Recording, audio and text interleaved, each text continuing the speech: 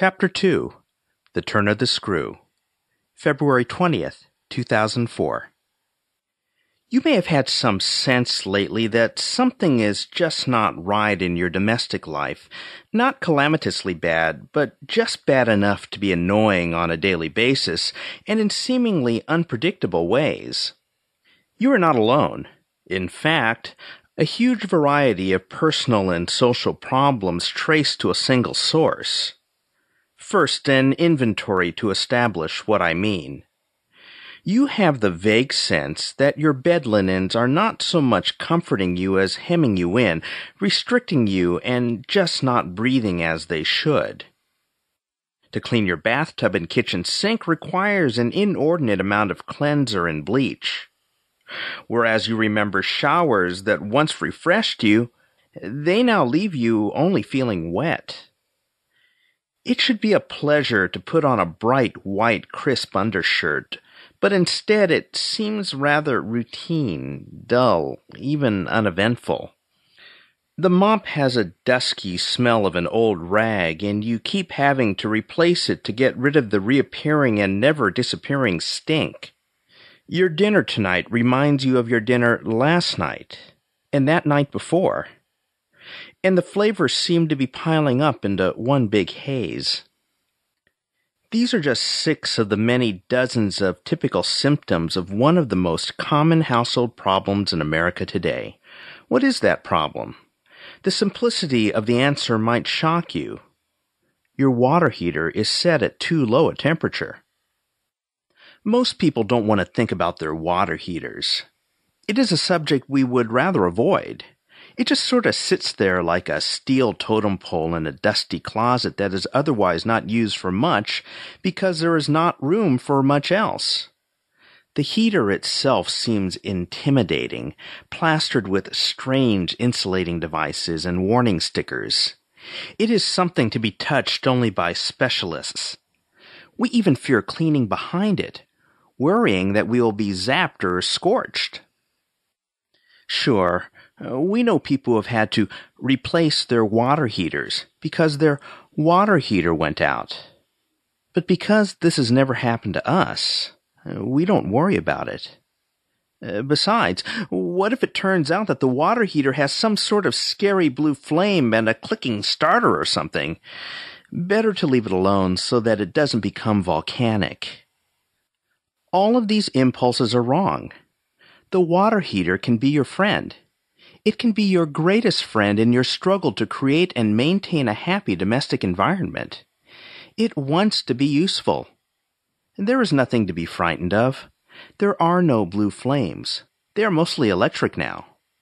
A water heater is made to heat and hold water. It is begging you to do something that will change your life from gray to bright white. Turn up the temperature. Chances are that your water temperature is set at 120 degrees.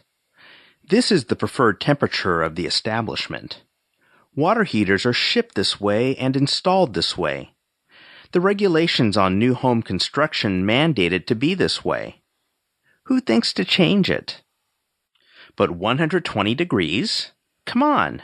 By the time the water leaves the heater and travels through the pipes and hits the air before landing whenever it is supposed to land, chances are that it will fall to 118 degrees.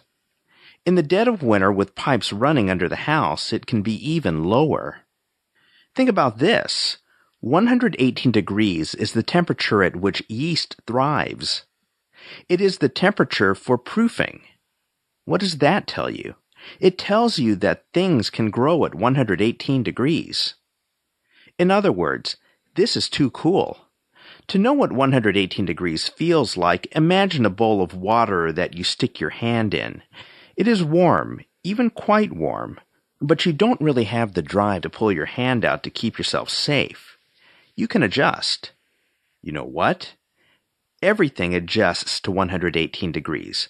Germs, viruses, bacteria, dirt, smudge, sludge, stink, dust, and every other damnable thing in the world.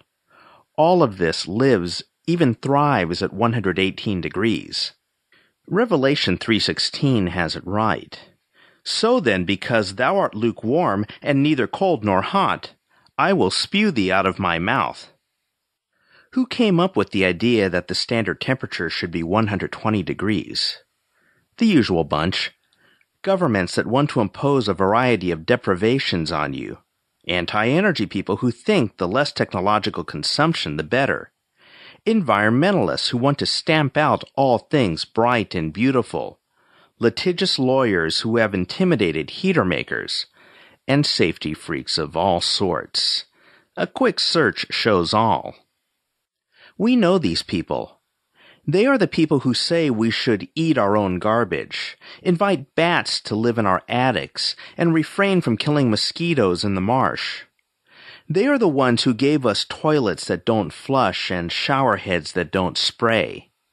And they seem to think we should all go around dirty and dissatisfied, and that anything resembling clean, neat, and, well, civilized has to be stamped out. These people are always worrying about the risks of life. But what about the health risks of living in the squalor of their creation? Defy them all in one fell swoop. Turn your temperature up to 130 degrees. How hot is this? Contrary to claims, it will not scald you. Imagine again a bowl full of water. Put your hand into this temperature, and you will say, yikes, or ouch, or yow, and pull it right out and shake your hand in the air. However, it leaves nothing red, no burns, nothing awful. It is just what used to be called hot water before the lukewarm crowd changed everything. How does yeast respond to 130 degrees? It dies. Bread bakers know this. You know what else dies? All the icky things mentioned above. They all die mercifully quick deaths at this temperature. Clean clothes, clean sinks, satisfyingly hot showers, comfortable sheets, clean-smelling mops, plates that come out of the dishwasher without dinner buildup on them. All of this awaits your act of defiance. A brief note on shoes. Have you ever bought a new pair of shoes because your old ones stank? Of course they did. Your socks are not getting clean. They infect your shoes. Oh sure, try to keep it at bay with Dr. Scholl's. It won't work. A shoe stink sticks forever. You thought you had a physical disability and embarrassing foot odor problem. Nope. It's your hot water heater. How to fix all this? It will take less than a minute. If your temperature dial is in the open, good for you. Turn it to 130 degrees or higher. There is a reason these tanks go up to 170 degrees. I read a manual for a dishwasher that said it wants water at 145 degrees. When I was in the dishwashing business, you had to use heavy rubber gloves just to get near water. So be it. If your dial is covered, ignore all stickers and scary warnings about scalded babies. Take off the steel plate that covers up the setting. Remove the styrofoam. There you will find a tiny little dial.